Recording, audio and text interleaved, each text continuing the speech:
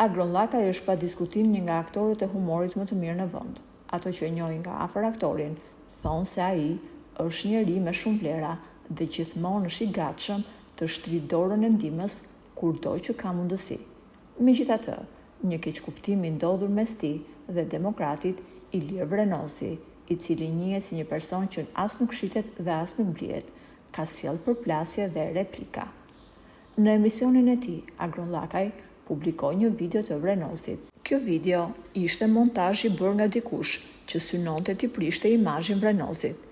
Sigurisht, kjo e ka lënduar atë pa mas dhe është përgjigjur menjëherë se ai po keq përdoret në media. Megjithatë, si rrallë burra në vendin tonë, Agron Llakaj mori përgjegjësinë për gabimin e tij, sigurisht pa dashje, por më pas zbuloi se kush ishte shkaktari i kësaj situate.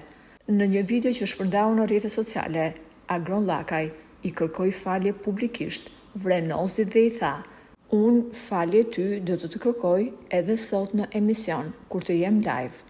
Por çfarë kishte ndodhur?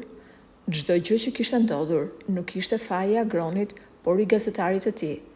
Gazetari e kishte sjellë Agronit të material dhe ai kishte menduar se është i vërtetë, e kështu e kishte publikuar në emision. Një gabim i gazetarit ju faturua më pas aktorit, i cili publikisht kërkoi falje.